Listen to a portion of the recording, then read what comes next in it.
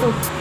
Shalom, Om Swastiastu, Namo Buddhaya, salam kebajikan dan salam sejahtera bagi kita semua. Perkenalkan, nama saya Lagi Esa Pamakura dari kelas M01 dengan NIM 2250801111013. Di sini saya akan menjelaskan mengenai materi subsistem pasca panen yaitu pemasaran. Untuk materi lengkapnya, simak video sampai habis ya. Oke, yang pertama adalah pengertian dari pemasaran sendiri. Nah, pemasaran adalah suatu kegiatan yang dilakukan oleh perusahaan untuk mempromosikan produk atau jasa yang ditawarkan perusahaan kepada konsumen. Pemasaran merupakan suatu kegiatan yang dilakukan oleh perusahaan atau institusi untuk menciptakan, mengkomunikasikan, menyampaikan, dan menukarkan produk atau layanan yang bernilai kepada pelanggan, klien, mitra, dan masyarakat umum. Nah, tujuan dari pemasaran ini adalah untuk meningkatkan penjualan dan keuntungan perusahaan. Kemudian, pemasaran memiliki beberapa fungsi, yaitu yang pertama, memberikan informasi, yaitu informasi penting tentang produk atau layanan yang ditawarkan kepada pelanggan potensial. Yang kedua, mempengaruhi perilaku pelanggan, yaitu dengan mengajak mereka untuk membeli produk atau layanan yang ditawarkan. Yang ketiga, meningkatkan kepuasan pelanggan, yaitu dengan memenuhi kebutuhan dan harapan mereka. Yang keempat, meningkatkan pendapatan, yaitu dengan menarik pelanggan baru dan mempertahankan pelanggan yang lama. Yang kelima, mengidentifikasi pasar sasaran. Nah, pemasaran membantu perusahaan mengidentifikasi pasar yang menjadi target mereka dan menyesuaikan produk atau layanan agar sesuai dengan kebutuhan pasar tersebut. Yang keenam, yaitu membangun kesadaran merek dengan menciptakan citra positif perusahaan dan produk atau layanannya di benak pelanggan. Yang ketujuh, melakukan riset pasar. Pemasaran melibatkan riset pasar untuk mengumpulkan informasi tentang pelanggan, pesaing, dan tren pasar yang dapat digunakan dalam pengambilan keputusan. Yang terakhir, mengembangkan strategi pemasaran. Pemasaran melibatkan pengembangan strategi pemasaran yang bertujuan untuk mencapai target pasar dan mencapai tujuan bisnis perusahaan. Pemasaran terbagi menjadi dua jenis, yaitu pemasaran offline dan pemasaran online. Pemasaran secara offline disebut juga sebagai pemasaran tradisional. Pemasaran offline adalah jenis pemasaran yang masih melakukan komunikasi dua arah antara pembeli dan penjual, yang biasanya pihak pembeli dan penjual bertemu secara langsung. Pemasaran online. Online marketing atau pemasaran online adalah pemasaran langsung yang pertumbuhannya sangat pesat. Kemajuan teknologi dan perkembangan internet yang menyebar luas secara cepat mempunyai dampak yang sangat menguntungkan bagi para perusahaan, terutama dalam memasarkan produk atau jasanya. Di samping itu, internet juga menjadi wadah untuk membangun hubungan dengan pelanggan tanpa harus bertemu atau bertatap muka. Kemudian, definisi dan fungsi pasar. Definisi. Pasar berarti suatu tempat orang berjual beli yang bermakna kekuatan penawaran dan permintaan, tempat penjual yang hendak menukar barang atau jasa dengan uang, dan pembeli yang hendak menukar uang dengan barang atau jasa. Pasar memiliki tiga pengertian yang harus dipenuhi, yaitu ada tempat, maksudnya tempat bertemu antara penjual dan pembeli. Juga terdapatnya interaksi, yaitu adanya permintaan dan penawaran yang dilakukan penjual dan pembeli. Serta yang ketiga adalah transaksi. Dalam sebuah pasar ada proses jual beli antara penjual dan pembeli. Selanjutnya, fungsi dari pasar. Yang pertama adalah fungsi distribusi. Pasar berfungsi sebagai saluran distribusi barang dan jasa dari produsen ke konsumen. Yang kedua, sebagai pembentuk harga. Pasar menentukan harga barang dan jasa berdasarkan penawaran dan permintaan di pasar. Harga ditentukan melalui negosiasi antara pembeli dan penjual. Yang ketiga, promosi. Pasar adalah tempat di mana produsen dapat mempromosikan barang dan jasanya kepada calon pembeli. Ini termasuk memberikan informasi tentang harga, kualitas, manfaat, keunikan, dan keunggulan barang atau jasa. Kemudian kita masuk pada jenis-jenis pasar. Yang pertama adalah pasar berdasarkan jangkauannya. Jenis pasar berdasarkan jangkauannya merupakan satu cara untuk mengelompokkan pasar berdasarkan wilayah atau area geografis yang dilayani. Hal ini bertujuan untuk membantu dalam memahami skala operasi pasar dan jangkauan geografis yang akan dituju. Beberapa macam jenis pasar berdasarkan jangkauannya. Yang pertama adalah pasar lokal. Pasar lokal merujuk pada pasar yang melayani kebutuhan dan permintaan di wilayah tertentu di sekitar area geografis tertentu. Yang kedua, pasar regional. Pasar regional mencakup area yang lebih luas seperti kawasan provinsi atau negara bagian. Yang ketiga, pasar nasional. Pasar nasional meliputi seluruh negara. Ini adalah pasar yang melayani permintaan dan penawaran produk perikanan di seluruh negara. Yang keempat, pasar internasional. Pasar internasional mencakup perdagangan ikan dan produk perikanan di antara negara-negara.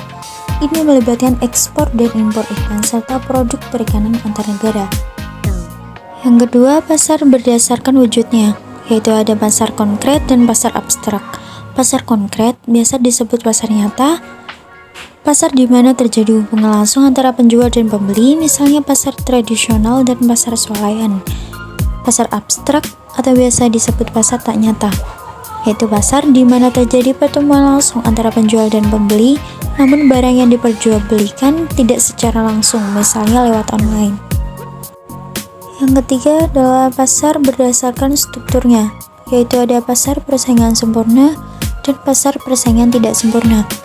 Pasar persaingan sempurna yaitu di mana pasar ini tidak ada satu penjual atau pembeli yang dapat mempengaruhi harga pasar, sehingga harga ditentukan oleh mekanisme pasar yang berdasarkan pada permintaan dan penawaran.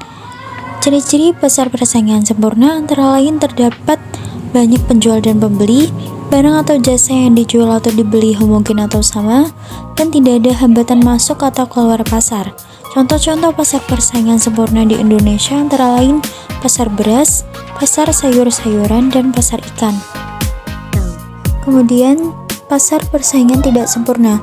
Nah, ciri-ciri dari pasar persaingan tidak sempurna ini antara lain jumlah penjual lebih sedikit tetapi banyak pembeli, terdapat banyak penjual meskipun tidak sebanyak dalam persaingan pasar sempurna, dan terdapat produk yang berbeda atau beragam. Pasar persaingan tidak sempurna terbagi menjadi 3 jenis, yaitu pasar monopoli, pasar oligopoli, dan pasar monopolistis. Pasar monopoli yaitu di mana suatu pasar hanya dikuasai oleh satu penjual saja. Penentuan harga dalam pasar ini yaitu penjual.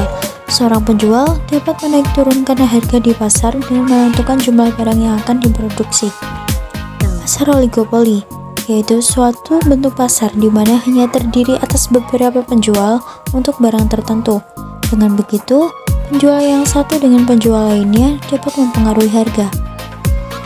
Pasar monopolistis yaitu pasar di mana produsen memproduksi banyak barang yang serupa akan tetapi memiliki perbedaan. Yang keempat, pasar berdasarkan waktu penyelenggaraannya, yaitu terbagi menjadi pasar harian, pasar mingguan, pasar bulanan, dan pasar tahunan. Pasar harian yaitu pasar yang melakukan kegiatan setiap hari dan menjual barang-barang kebutuhan pokok sehari-hari. Contoh pasar ini antara lain pasar induk yang terdapat di sekitar daerah kalian. Kemudian pasar mingguan. Pasar mingguan yaitu pasar yang dilakukan seminggu sekali. Contoh pasar ini antara lain pasar hewan yang hanya buka seminggu sekali. Kemudian pasar bulanan. Pasar bulanan yaitu pasar yang kegiatannya sebulan sekali. Biasanya barang yang dijual berupa barang yang pernah dibeli kemudian dijual kembali. Misalnya pasar batik, batu akik, dan lain-lain. Contoh pasar bulanan di bidang perikanan yaitu tempat pelelangan ikan TPI. TPI adalah pasar yang biasanya terletak di dalam pelabuhan perikanan dan dilakukan untuk pelelangan ikan. Kemudian pasar tahunan. Pasar tahunan merupakan pasar yang diadakan setahun sekali. Pasar ini bersifat nasional maupun internasional. Penyelenggaraan pasar ini sebagai ajang promosi untuk produk-produk tertentu ataupun produk baru. Selanjutnya, kita masuk pada permasalahan pemasaran, yaitu yang pertama, kurangnya rencana pemasaran. Tidak memiliki rencana pemasaran yang jelas dapat menyebabkan penurunan potensi keuntungan, karena kegiatan pemasaran mungkin tidak sesuai dengan situasi bisnis saat ini. Maka solusinya, dengan mengembangkan rencana pemasaran yang menguraikan strategi dan teknik yang akan digunakan untuk mempromosikan bisnis. Yang kedua, branding yang lemah. Branding yang lemah dapat menyebabkan kurangnya pengakuan dan kepercayaan dari pelanggan potensial. Solusinya yaitu menciptakan merek yang kuat dan dipahami dengan baik sejak awal untuk menghindari masalah ini. Yang ketiga, metode promosi yang tidak efektif. Memilih metode promosi yang salah dapat mengakibatkan pemborosan sumber daya dan kurangnya keterlibatan dari audiens target. Solusinya, meneliti dan memilih metode promosi yang paling efektif untuk bisnis dan audiens targetnya. Yang keempat, menargetkan audiens yang salah. Berfokus pada audiens yang salah dapat menyebabkan kurangnya minat dan keterlibatan dari calon pelanggan. Solusinya, melakukan riset pasar untuk mengidentifikasi audiens target dan menyesuaikan upaya pemasaran dengan kebutuhan dan preferensi mereka. Yang kelima, anggaran terbatas. Anggaran yang terbatas dapat mempersulit pelaksanaan strategi pemasaran yang efektif. Maka solusinya, prioritaskan upaya pemasaran dan alokasikan sumber daya ke strategi yang paling efektif. Yang keenam, kurangnya pengetahuan tentang pemasaran online. Tidak memiliki pemasaran online dapat menyebabkan kinerja yang buruk dalam kegiatan pemasaran. Solusinya, mendidik diri sendiri tentang pemasaran online atau pekerjakan seorang profesional untuk menanganinya. Yang ketujuh, waktu yang buruk.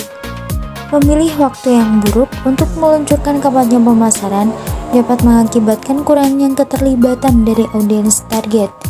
Maka solusinya, melakukan penelitian untuk menentukan waktu terbaik untuk meluncurkan kampanye pemasaran berdasarkan perilaku dan preferensi audiens target. Jadi kurang lebih seperti itu teman-teman pembahasan mengenai subsistem pasca panen yaitu pemasaran. Dan apabila ada kesalahan mohon dimaafkan. Saya Haili Asifah Mahfiroh pamit undur diri. Sekian, wassalamualaikum warahmatullahi wabarakatuh.